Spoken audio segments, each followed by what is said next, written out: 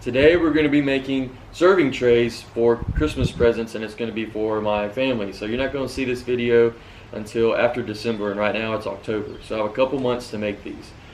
And I think I can get 16 cutting boards out of these. I have 4 pieces of ash and then 3 pieces of walnut.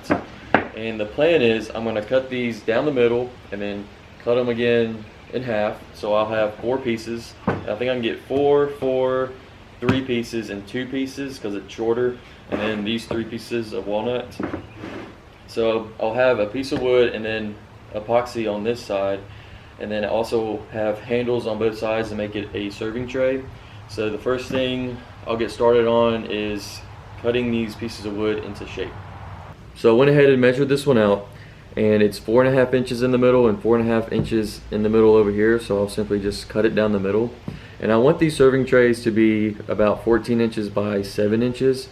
But some of the serving trays will be shorter, but they might be longer, just depending on how much wood I have. But I guess I'll go ahead and measure the rest out and cut them out.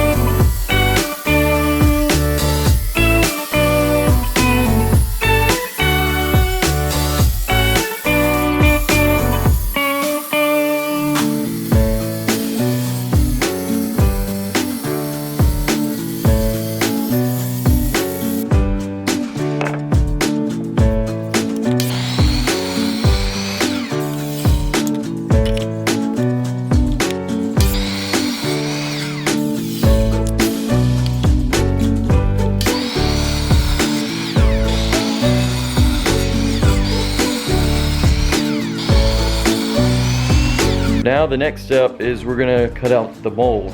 So we need 3 different molds because they're 3 different sizes. And we're gonna use melamine because epoxy doesn't stick to melamine. And we're also gonna spray some non-stick, it's called stoner spray on it, so that the epoxy doesn't stick to it, so when it all dries, it pops out easy out of the mold. So next we're gonna measure the melamine out and then cut it with the table saw, and we'll go from there.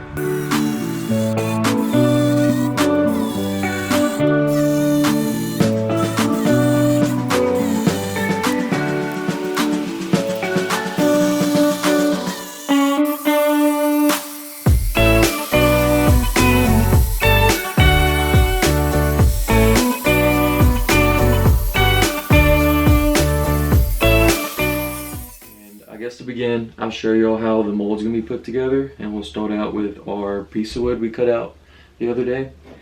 And basically we're just gonna build a box around the wood, and we have to keep in mind to leave some room for epoxy right here. And I know these walls are a little long, so we're gonna make a pencil mark right here and then cut it down to size a little bit. We're also gonna make a pencil mark here and here for screw holes. We're going to pre-drill those so we don't split our wood. And we're also going to pre-drill holes down so we can connect our wall to the base of the mold. And we also need to go ahead and debark our wood. And we want to debark it because the epoxy will stick to the bark if we don't, and it'll, over time, the bark will fall off and the epoxy will fall off with it and basically put a huge crack down our serving tray, and we don't want that to happen. So first we just need to go ahead and cut the walls down to size a little bit and go ahead and put it together.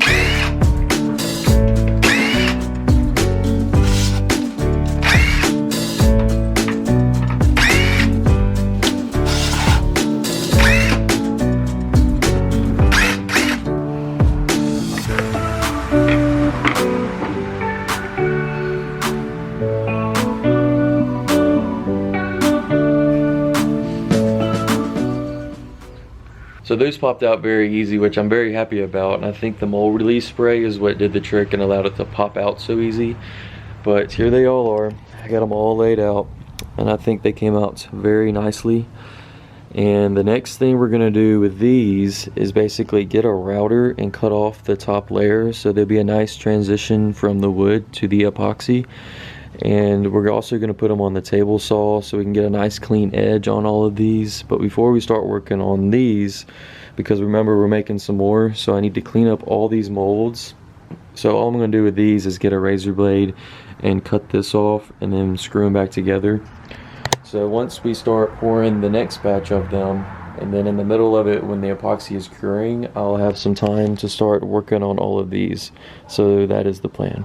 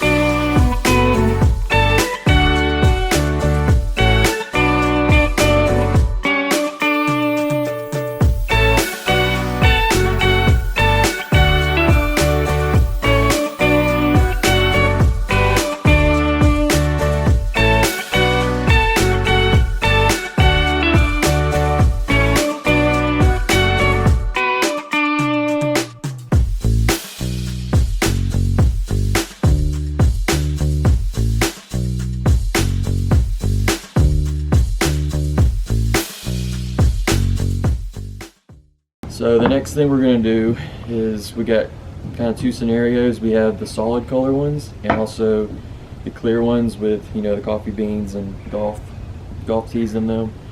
So with the colored ones, with the solid color, we're just going to sand them down to 220 grit and put a nice edge on it with the router, and then put some of this oil on it, and it's food safe.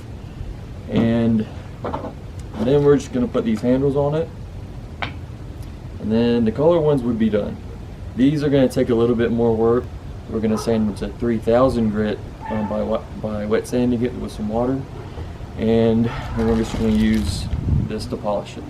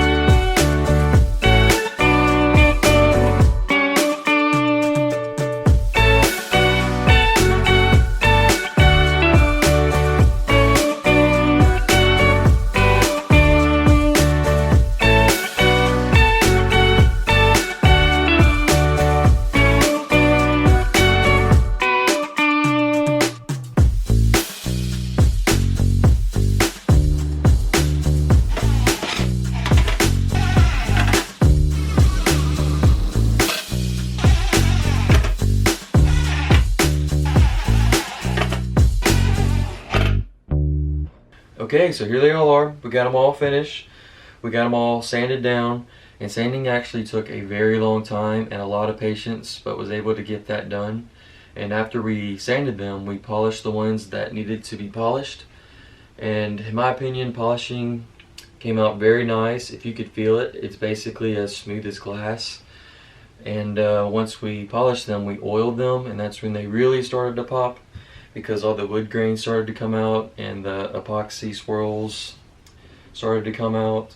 And once we oiled them, we put the handles on them, and the handles were a little time consuming because they just had to be in the correct spot, so it just took some time to measure it out and drill the holes. But yeah, I would definitely say my two favorites are the green one and the white one, mainly because of how good it looks after oiling them. But yeah, that's basically the end of the video. I hope you enjoyed watching, and thanks for watching.